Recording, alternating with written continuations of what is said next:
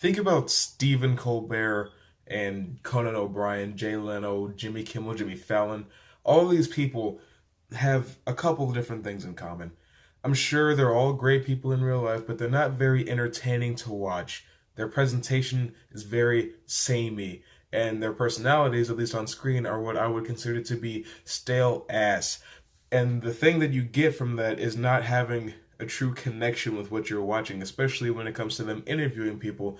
Say a musician has a new album coming out, or they're going on tour, or an actor has a new show or a movie coming out, and they're on the show to promote it. Sometimes when you have a conversation between an actor and Stephen Colbert, Jimmy Kimmel, whoever you want to put in that position, what you get is basically the same thing. Oh, how was your flight over here? Oh, it was good. And then in the trailer, the person next to me, or in the dressing room, the person next to me was a little bit loud, but that's okay. Now we're here to talk about my show or my movie or whatever it is. That same actor can be on 5 different shows and have the same conversation 5 different times.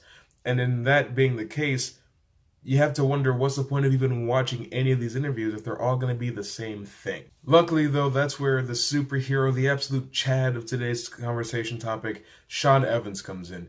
He's like, hey, you know what? All these shows, the Tonight Show, the Late Show, the Late Late Show, the Late Tonight Show, the Day After Tomorrow Show. Can you tell me who even hosts those shows respectively?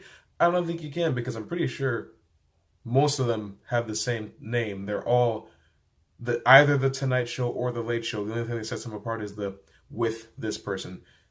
So I don't think that it's even important to try to break that part of it down. What he decides is, I'm going to do a talk show. I'm going to do a conversation show with these same celebrities, these same musicians, actors, comedians, everybody. But I'm going to do something to shake it up. I'm going to do something that keeps it real. So what does he do? He gives them hot wings, varying degrees of flavor, hotness, spiciness, whatever you want to call it, but also different questions for each wing. And what you do when you create that is you build this one-on-one connection between you and the person that you're interviewing.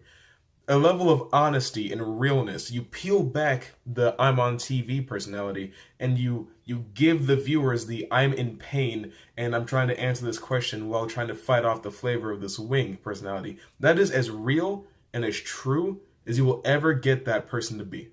Now, Sean Evans isn't the name of the channel. The name of the channel isn't even Hot Ones. It's First We Feast. Hot Ones isn't the only show that they do on that channel. They have a lot of interesting, entertaining things that they do.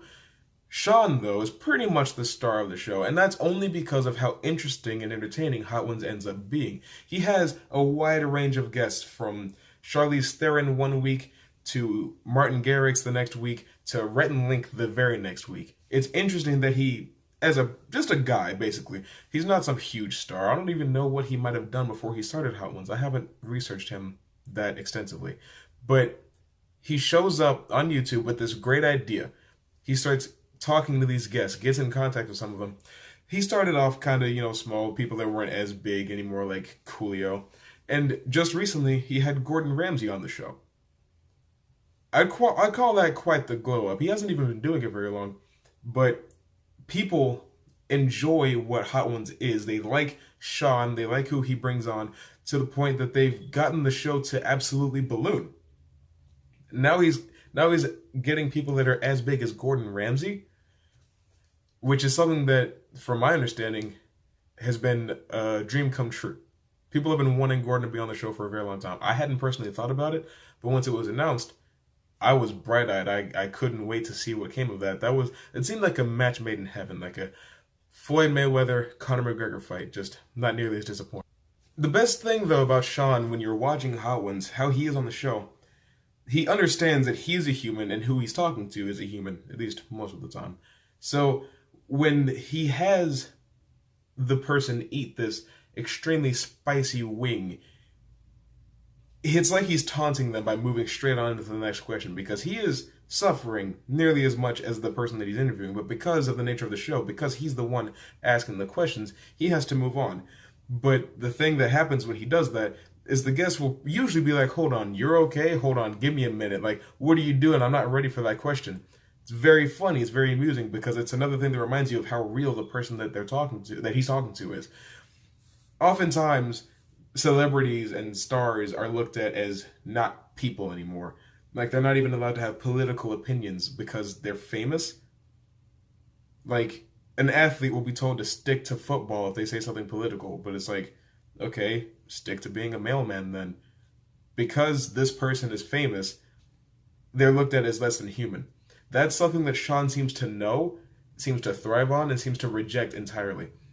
He understands that the people he's talking to are intelligent people, they are free-thinking people, and they are entertaining people in their most natural state, which is what he's forcing them into. Roles have even collided for him multiple times. He's been featured on Stephen Colbert's show, where they did Hot Ones on his platform. He's been invited to press conferences for movies such as Night School, where he gave Kevin Hart and Tiffany Haddish extremely hot wings to eat and ask them questions. Not even in his own setting. He was invited to somebody else's backyard to do his thing. That's how much of an impact he's made. If he has another guest star, if he has another talk show host on his show, if he brings on Jimmy Fallon or Conan O'Brien, do you really think he's going to let them bring their format to the show? It's honestly quite interesting to watch somebody like Sean go in so many different directions with what seems like a simple concept, but it's wholly unique. It breaks up what could be considered to be a very stale and broken down mundanity of being famous. Of course, you're going to do talk shows. People are going to want to ask you about your book or your movie or your comedy show or something like that. You just have to answer the most basic questions, then you go home. But not with Sean. And another thing that I like about Sean, he is extraordinarily accommodating. He might not agree with somebody's political views or religious views or anything like that, but still, when they're on the show, they have a mutual respect for one another. He has had notable vegans on the show, like Natalie Portman, like Ricky Gervais. What did he give them? Tofu wings with the same sauce on them. And he himself ate tofu wings for them so that he wouldn't be doing something that that person is against right in front of their face. He puts a lot of care into crafting questions for the person that he's talking to and setting the stage for the person that he's talking to.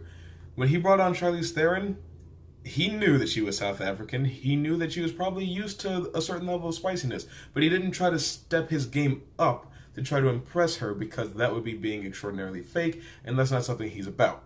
And my absolute favorite thing about Sean is the video will start and he'll say, "Hey, welcome to Hot Ones. It's a show with hot questions and even hotter wings. This episode we have this person on here." Then he'll talk to them and then they'll start the show. He doesn't even, if he has something to say about his own channel or himself, he'll wait until after the video has ended. It'll be the last 30 seconds and he'll say, "Hey, check this out. We've got new sauces, we've got merch, we've got this, we want to do this." And at the end of the interview, he will give his guest the entire floor. He'll be like, "Hey, this camera, that camera. Tell the audience what you got going on. Tell them about your book, your show, your movie, your concert, your tour, your album, whatever it is." And in their most vulnerable state, they have to try to collect themselves in a manner that lets them speak intelligently enough to tell the people at home what they've got going on. It's a very minor thing on the surface, but when you start to peel things back, like I always do, you notice that it's very unique. Because if you watch Conan, the rest of the people that I've been mentioning this whole time, he'll start the episode by just like, "I'm this person, and tonight we've got all these things going on." And then they'll sit there and talk to the audience for like 10 minutes. And then he'll bring on guest number one and then guest number two. Another thing Sean doesn't do is he never makes two different guests share a spotlight. If they're there as a duo, they'll be there as a duo or a group or whatever. But he'll never bring on two completely unrelated people at the same time. It's always like, hey, if I have the star of this movie this week, I'll have the star of a different movie next week. I'm not going to try to cram multiple people into one episode. I'm going to give this person the attention they deserve because the show is not about me. That's why the show isn't called Hot Ones with Sean Evans. And that's what separates Hot Ones from The Tonight Show and The Late Show. I know this is very out of the ordinary for what I usually talk about on my channel, but it's something that I was thinking about. I think it's very interesting, and I thought it was worth talking about, so I talked about it. See you later.